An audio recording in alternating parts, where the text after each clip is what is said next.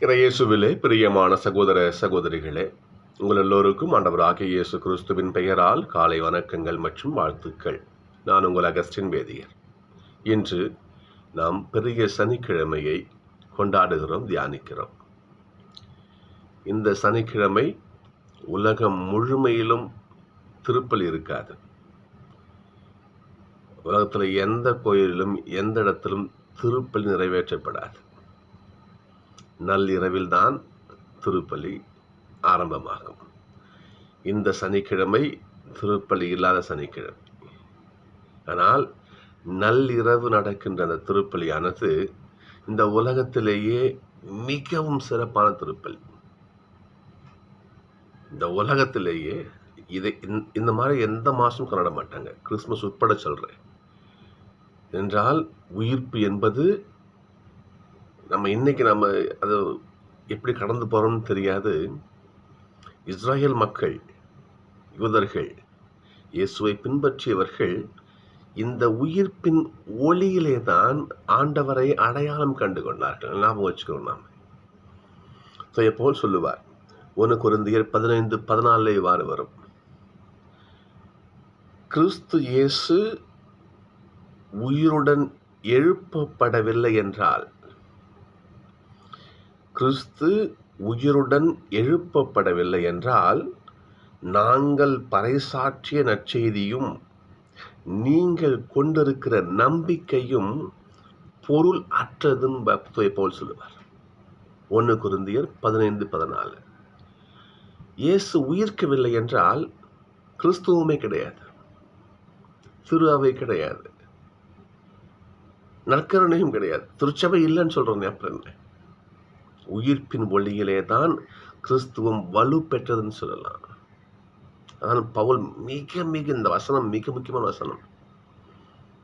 கிறிஸ்து உயிர்க்கவில்லை என்றால் நாங்கள் சொல்லவே முடியாது.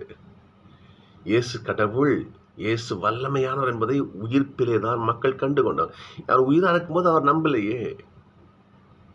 இவனை சிலுவையில் அறையும் சொல்லிட்டு கொல்ல துடித்த மக்கள் கூட அந்த சீடர்களே ஓடி போறாங்களே. இயேசு உயிர்ப்பேன்னு சொல்லியிருக்காரு. இந்த ஆலயத்தை இடித்து விடுங்க, நான் கட்டுவேன்னு சொன்னார் பாருங்க. புரியுதுங்களா? ஆண்டவர் மறைமுகமா சொல்லியிருக்க, நேரம் சொல்லியிருக்கார். ஆனால் கூட இருந்த சீடர்கள் நம்பவில்லை. எம்மாவுக்கு தப்பி ஓடுறாங்க பாருங்க. லூக்காவில் வாசிச்சு பாருங்க. லூக்காவில் நீங்க எம்மாவுக்கு தப்பிச்சு போறாங்க சீடர்கள். எங்க இருந்து நம்மளையும் கொண்டுடுவாங்கன்னு பயந்து ஓடுறாங்க. திருத்தூதர்கள் என்ன பண்றாங்க? மேல் மாடியில போயிட்டு கதவை பூட்டிக்கிட்டு பதுங்கிக்கிட்டு இருக்காங்க. என்றால் இயேசு உயிர்ப்பார் என்ற நம்பிக்கை அவர்களுக்கே கிடையாது. அப்படிப்பட்ட விசுவாசத்தின் விதையை ஒவ்வொரு மனதிலும் விதைத்தது இந்த உயிர்ப்பு.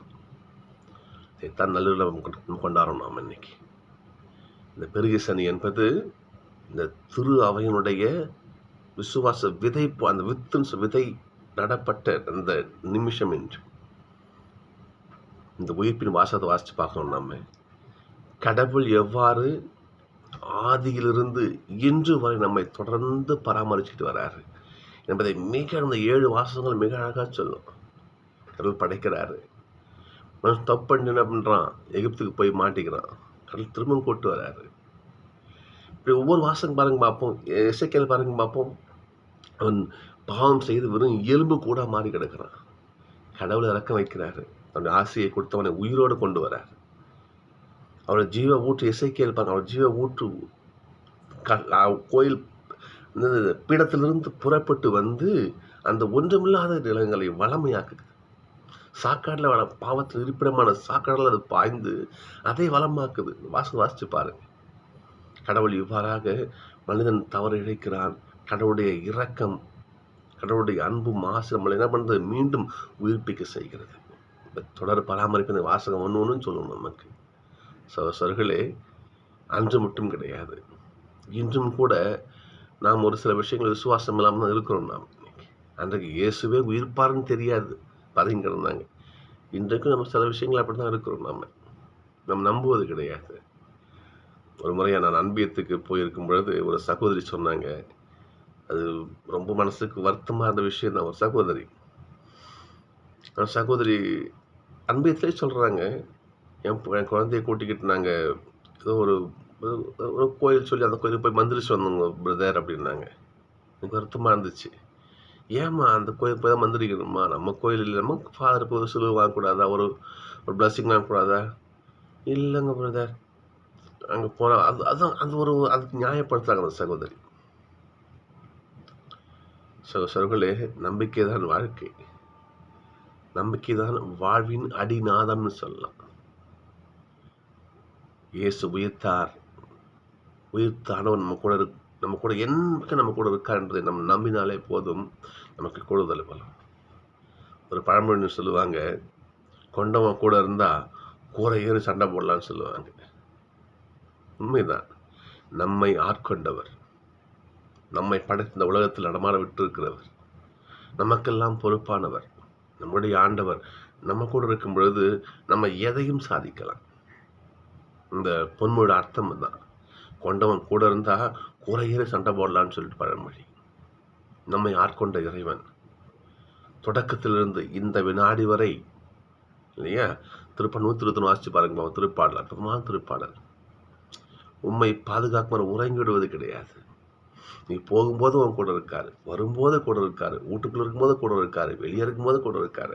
நிலா கூட உன்னை தாக்காது, சூரிய வெப்பம் உன்னை தாக்காது. வாசிச்சு பாருங்க, ஆண்டவர் நம்மை பாதுகாக்கும் இறைவன். சகோதரர்களே, இன்றைய நள்ளிரவிலே நாம் அவனுடைய உயிர்ப்பினை காணவிருக்கிறோம்.